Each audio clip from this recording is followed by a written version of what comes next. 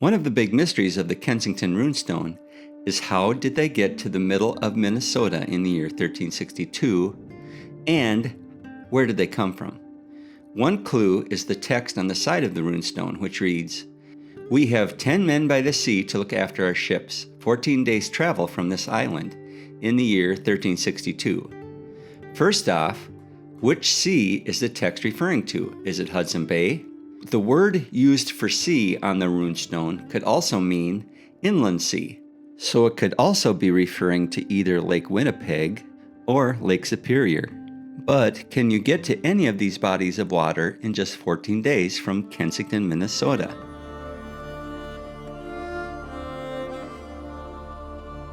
I used to think the ships were in Hudson Bay, but that is a 1,356-mile trip by boat and would be impossible to make in just 2 weeks. But even Lake Winnipeg is still 688 miles away, and that would be hard to do in just 14 days as well. Plus, in the runestone text it says, "We traveled west from Vinland."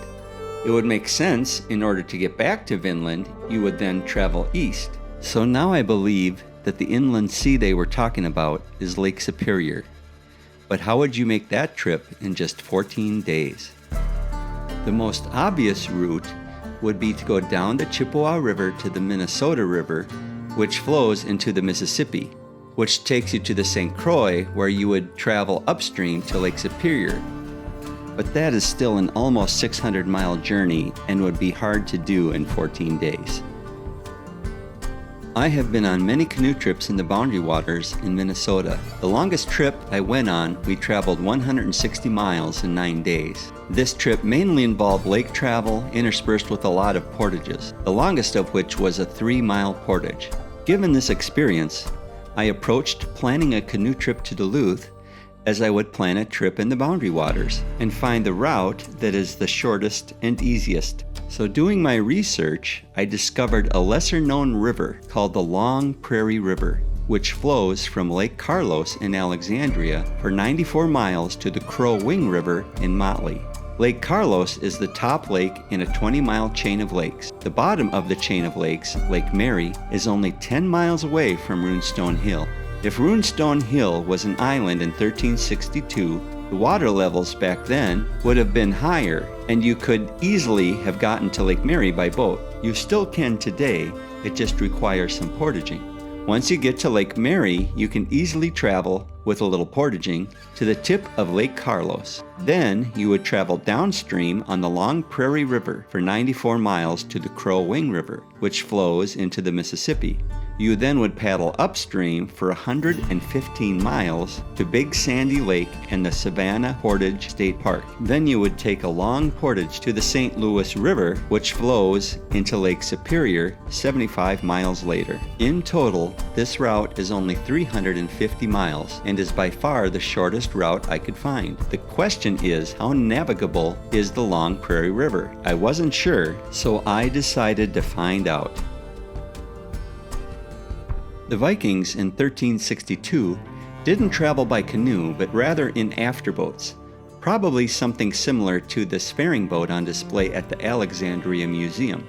So I purchased this boat at an online auction. The price was right, but it was in pretty bad condition. So my brother Charlie and I refurbished it and put it on a trailer. We named it the SS Uffda and put a dragon head on the front. And we set off on our journey to find the Kensington Runestone expedition route.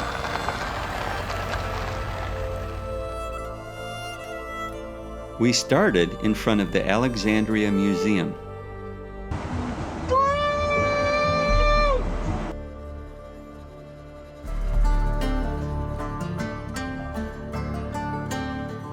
And after a quick stop in front of Big Ole, we portaged to Lake Agnes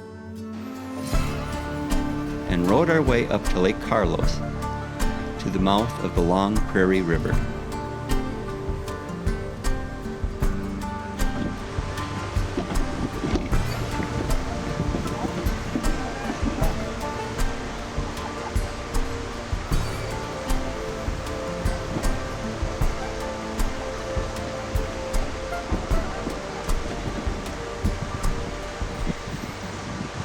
There are a few low bridges right at the beginning, so we put in about a mile downstream.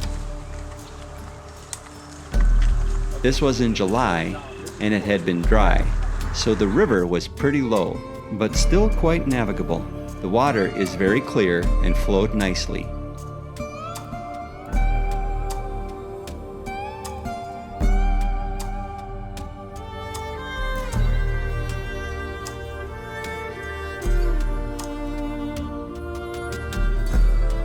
We had to do some portaging over some roads, but some we were able to go underneath.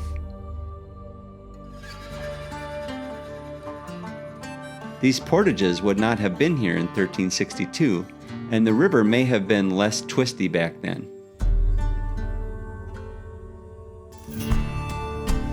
At the end of the day, we had traveled 12 miles down the long Prairie River, maintaining an average speed of 3 miles per hour. To cover 350 miles in 14 days, from Runestone Hill to Duluth, one would need to average 25 miles per day.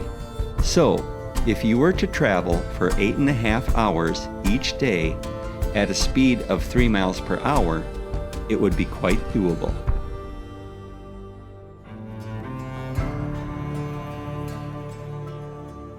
There are other variables that I still need to explore, such as how long would it take to get over the Savannah Portage? Even if water levels and portages were different 660 years ago, it could be argued that you could still make the trip today in just 14 days. We may never know with absolute certainty which route those Norse explorers actually took, but the long Prairie River path gives us a compelling possibility. The Kensington Runestone will likely always keep some of its secrets, but retracing those waterways reminds us that history isn't just carved in stone. It's hidden in the rivers, lakes, and portages of Minnesota, waiting for us to paddle through and rediscover.